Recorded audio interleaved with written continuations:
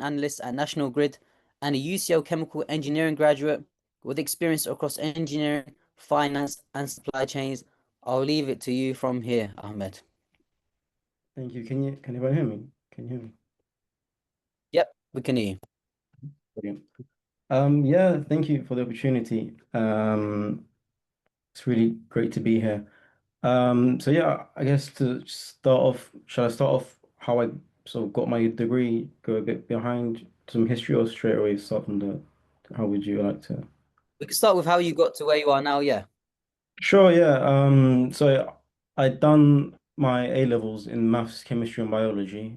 I did do further maths. I think I'll be echoing quite a lot of some of what Adam said, to be honest, previously. I second a lot of what he said. So yeah, I done maths, chemistry, biology. I did do further maths, but then I dropped it because yeah, I was made to do that. But then. Yeah, I then applied for chemical engineering. Well, chemical engineering was my fifth choice for UCAS. Most people don't know this, but I was applying for medicine, but then after I got my offers and everything, I was just evaluating, and then I just thought chemical engineering was the better choice. I didn't, not to discourage anyone that's here to do medicine or be a doctor or a dentist or anything, but I didn't see it as like a rewarding and a viable option for my future. 6 more years, 8 more years in school just didn't appeal to me. So yeah, and UCL did get back to me the fastest, which I don't think they do anymore nowadays. But yeah, so I started in September 2021 and finished in summer of 2024 for 3 years. I done a bachelor's over there, not the so it was the BEng degree, not the master's. And yeah, during my uni, I done various internships in the summer, um, in the summer holidays. So my first internship was like a finance accounting internship at like a small company in Croydon. They were like a startup sort of thing. They were kind of doing their own sort of Uber delivery type of thing. And yeah, so I was there. I got that was very lucky. I mean, I wasn't expecting to get an internship in my first year, and I think it was double lucky because I found on LinkedIn, no, not LinkedIn, Indeed. Yeah, I found on Indeed where like jobs get saturated immediately in the blink of an eye. So yeah, I found it with a stroke of luck on Indeed, and I applied and just got in. And then yeah, second year, third year, and my current role, graduate scheme at National Grid, I didn't apply to it until like January, February of my last year, so 2024. So I know most people apply when they start their third year with their last year. So like this time of the year, if you're in your last year, and not to put anyone off. But I guess to sort of give you guys hope if you haven't sort of found a graduate scheme or a job. I found mine in March. Like they got back to me in like March or April, and I applied in like January, February. So you've got time, and jobs usually open. The vacancies usually open. I think from Mano, I think like they do like two cycles a year, like September, October time. There's like a mass recruitment. And then in the beginning of the year, January-ish, February-ish, there's another like mass recruitment as well. So I guess I managed to sort of sneak into that cycle of recruitment. And then yeah, so chemical engineering, uh I mean, I think when most people sort of think of chemical engineering, they think of like lab coats and oil rigs and petrol and everything. They think of the traditional stuff, which is true, but I think I would like to sort of bring people's attention to what the government is doing now, what the UK is doing now with regards to energy independence and energy sustainability. They're trying to, obviously, some of you guys might have heard, they're moving towards net zero by 2050.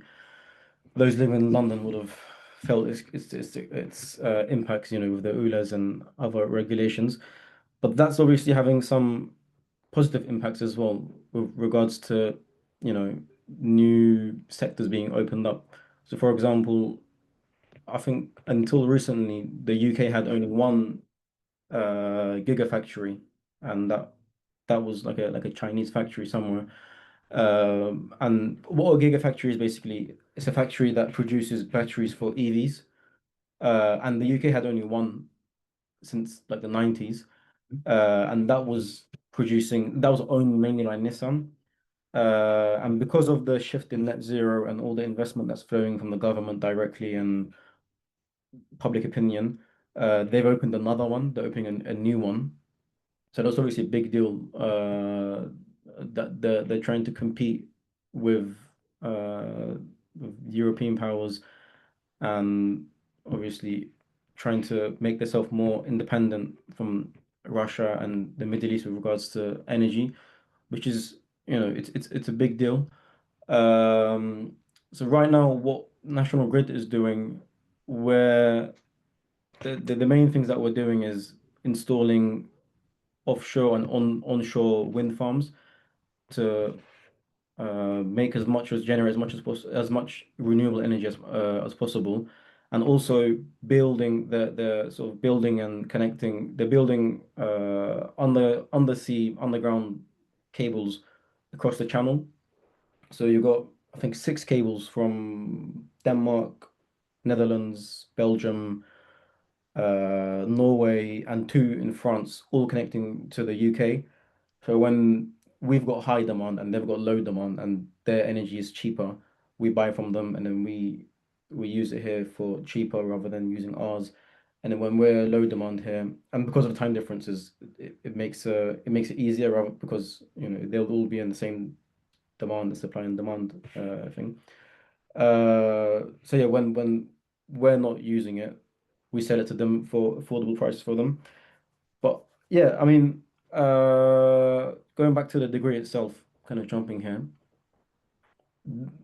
I'd say STEM degrees in general, not just chemical engineering, but STEM degrees in general, are very rewarding. You work very hard in uni for all those assignments and courseworks. You look at other people with I guess softer degrees, but STEM, there's almost no job you can't apply to with a STEM degree. I'm trying to think. I mean, doctor, lawyer, stuff like this you can't apply, but anything else, it all comes down to your interview skill. Um, I'm trying to think. Yeah, like even if there's like a job that you're seeing, oh, I want to. This is, for example, some people say, I want to get into banking, but then their first job they land in, I don't know, a car factory or something. Horizontal movement between sectors, between industries, it's very common. It always happens. I think I heard like a statistic, like the average person in the UK, they change jobs like that careers like 12 times throughout their lifetime or something like that. So it happens, it happens. You start uh in a car company or in a train company, you build up some experience there, and then your experience itself becomes a qualification because then your employers look at you compared to somebody else with less relevant experience or less tangible experience, and that in itself starts to you can monetize it. It starts to bring you the jobs that you wanted initially, so you can get into the higher paying jobs in banking and consulting and everything. And I'm just looking at the thing as well, the poster just to see I'm checking the boxes. So trends and changes. So yeah, trends and changes. The UK is shifting more towards net zero, renewable energy. They're doing everything they can, spending as much as money they can to hire people. So I know that our company, my cohort, we were 150 people. My previous cohort was like 70 or 80 people, so we almost doubled.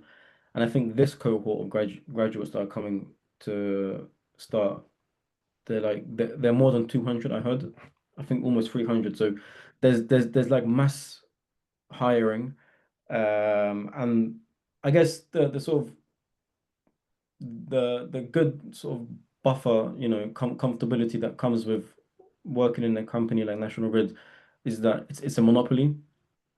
So they own National Grid owns all the transmission of electricity in England and Wales.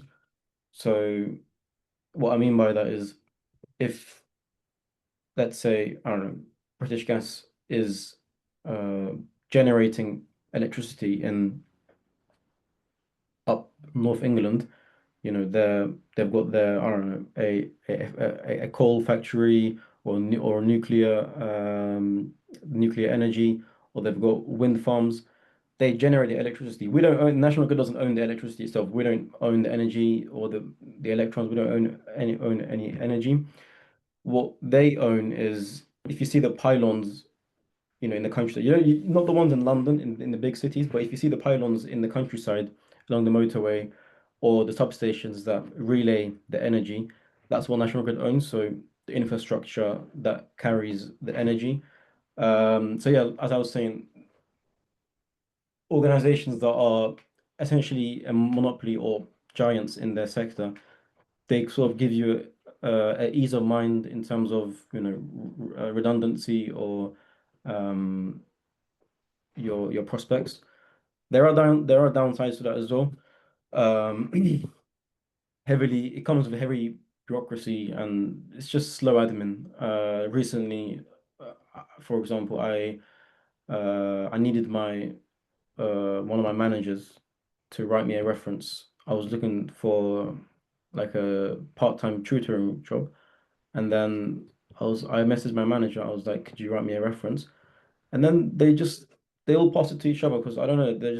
I guess they don't want to take take the hit or something. So they just say, "Oh, let's ask HR," and he asks HR, and she asks HR. It just takes like the whole company hears about it. So it's like there's that side to it as well.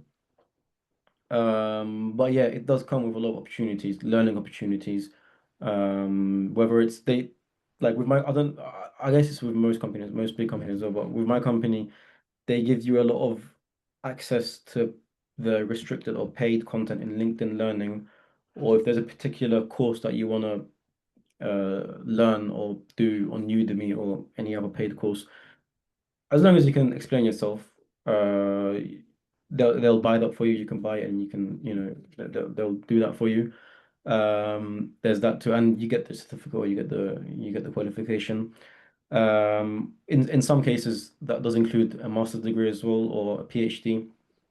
A lot of the senior people in these sort of companies, they require like a MBA or like a master's, and they say if you don't have it, we can finance it for you. We can get that done for you. But so yeah, there's that side to it. But I guess that comes with, well, I'm not too sure to be honest, but I guess that comes with sort of a certain level of loyalty. I know that with the finance grads, with my peers, they can't once they start the finance graduate scheme, they can't leave immediately because the company's paying for their accountancy degree. They gain like two or three accountancy qualifications, so you've got to stay with them. But yeah. So my graduate scheme, it's 18 months. The first 6 months, I was a planner, so sort of like a project manager, where I was given towards the end of it, like halfway through of my 6 months, first 6 months, I was given two substations to oversee. What I was overseeing there, I was juggling between three main stakeholders. One was the customer, two was the contractors, the people that were building the substation, and the people that were doing all the building. And three was the customer was the council, the contractor, and three was I think our project manager, our sort of our side, the National Grid side. And with planning, the main for those interested, the main sort of skill that they look for is time management and bookkeeping. If you can keep track of expenses and if you can keep track of the delays, because then the contractors, they can usually claim a lot of money, like hundreds of thousands of pounds in some cases, if they can present a plausible argument for a delay or an unusual expense. So if they dig up an archaeological site, or I don't know, if there's like a unexpected event and that causes a time delay, and to prevent any uh, irrelevant sort of expenses being granted to them, you've got to sort of oversee it and be the middleman. So that's that. And second placement, which ended in Friday. I'm starting my third placement on Monday, tomorrow. My second placement was as supply manager. And yeah, that was more global, seeing where we get our skills from, shortage in the UK, trying to get a bunch of Europeans to cover that up because it takes a long time to make new skilled people in the UK. Yeah, and my third placement, which I haven't started yet, it's in regulation. So I'm working more closely with the government, just making sure we're in line with. It's kind of difficult. We're making sure we're in line with the environmental standards, but at the same time, we're in line with the sort of target of hitting certain revenue and hitting certain sort of profit margin. So yeah, I mean, I don't know much about it, but yeah, I mean, I guess there's one thing I haven't talked about is salary and progression. So salary, if you Google National Grid graduate scheme salary, I think in general in the UK, grad salaries range between 28 and 35K. But with National Grid, if you Google it, bachelor's degree graduates they start at 30K, they say, and master's degree grads start at 31K, they say. But yeah, I started with a bachelor's degree, and yeah, I can tell you guys it is more than that. I won't go into detail, but it's much more than that. And you get frequent, bonuses, performance bonuses every 6 months, and yeah, it's. I mean, it does get boring sometimes. I'll be honest, it does get stale. But if you want something that's, I guess, stable and reliable and rewarding, it's not too bad. And in terms of progression, there's a lot of horizontal movement. So if you're in energy, you can move to consulting and do consulting about energy, or you can move to finance and you can sort of bring your analytical skills there and deploy it. Teaching is always an option as well. Like with me, when I was first applying for jobs and looking for jobs, I started with applying for just chemical engineering roles, and that didn't work. So I was like, okay, I'll apply for engineering roles. So I applied to Jaguar Land Rover, applied to I think Bosch and National Grid, and National Grid, yeah, I hit it there. So I was like, okay, I'll just go for this, and then yeah. Um, I think if yeah, I think I've gone through all the things, Simon. Thanks so much, Ahmed. We can ask a few questions if that's okay. No problem, yeah. Mm, so, what role do you play in our houses receiving electricity is one question that came through. So, um, so yeah, we carry the electricity for the people that bring the electricity to you. So Octopus Energy or Utility Warehouse, British Gas, these people bring the electricity to your house. We bring it to them. Like that's the best way. Okay. Yeah. Second question is, what does someone who works at the National Grid actually do? So yeah, it's a massive company. They've got I think around 40,000 employees across the United States and the UK. It really just depends which department you want. I mean, there's supply chain, there's finance.